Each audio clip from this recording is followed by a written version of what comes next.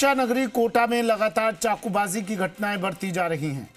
घटनाएं चिंतित करने वाली हैं। मामूली बात को लेकर बढ़ती चाकूबाजी की घटनाएं पुलिस की कार्यशैली पर भी सवाल उठा रही है। देखिए ये रिपोर्ट। कोटा शहर में लगातार चाकूबाजी की घटनाएं बढ़ती जा रही है। युवाओं में चाकूबाजी का ऐसा ट्रेंड है कि अमूनन एक के बाद एक घटनाएं कोटा में आपराधिक अंजाम दे रहे हैं। यहां तक कि अपराधियों के हौसले इस कदर बुलंद है कि पुलिसकर्मियों को भी यहां पर चाकूबाजी का शिकार होना पड़ रहा है। अगर बीते 21 अक्टूबर से लेकर 2 दिसंबर की बात की जाए तो अब तक 16 से ज़्यादा चाकूबाजी की घटनाएं यहाँ पर हो चुकी है और 25 से ज़्यादा लोग इस चाकूबाजी की घटना में गंभीर रूप से घायल हुए।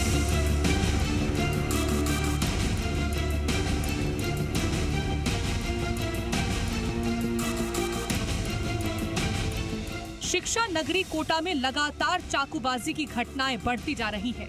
शहर में 21 अक्टूबर 2025 से लेकर 2 दिसंबर 2025 तक चाकूबाजी की घटनाओं की बात की जाए तो शहर सहित ग्रामीण इलाकों में 16 चाकूबाजी की वारदात आरोपियों द्वारा की गई, जिसमें 25 से ज्यादा लोग गंभीर रूप से घायल हो गए।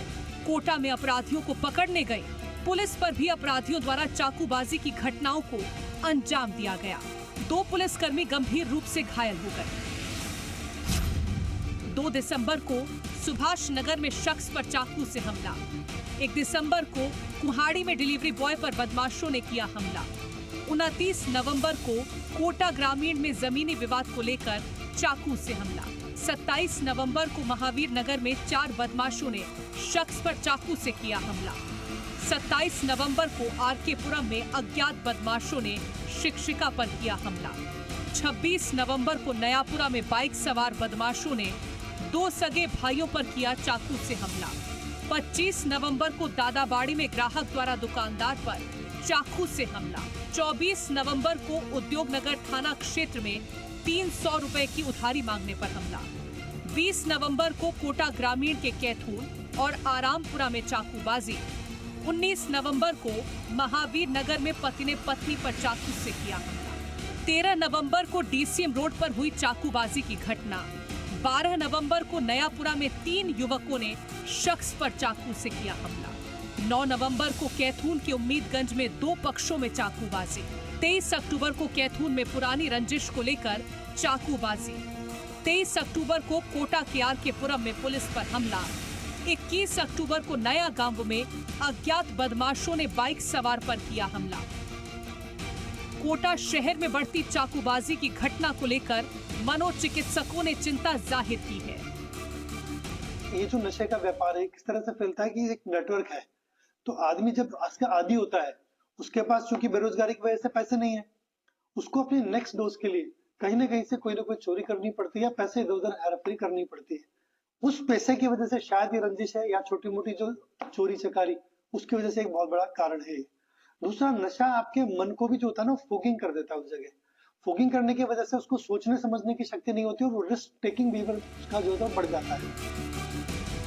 कोटा शहर पुलिस की बात की जाए तो कोटा शहर पुलिस यह दावा करती हुई दिख रही है कि लगातार शहर में चाकूबाजी की घटनाएं कम हुई हैं।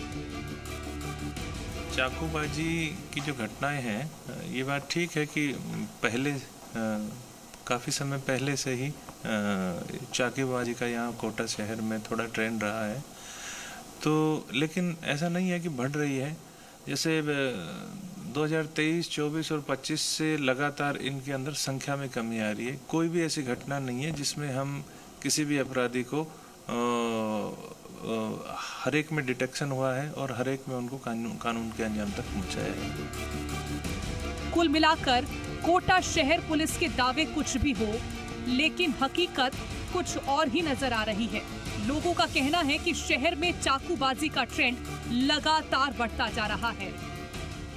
कोटा शहर में चाकूबाजी की घटनाएं तो आम बात है, मगर पुलिस और मनोचिकित्सक लगातार दावा कर रहे हैं कि नशे की प्रवृत्ति लगातार बढ़ती जा रही है।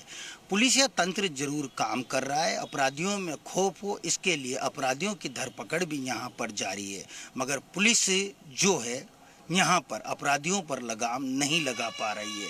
कैमरा पर्सन राहुल जोशी के साथ राजेंद्र भारद्वाज, जी मीडिया, कोटा।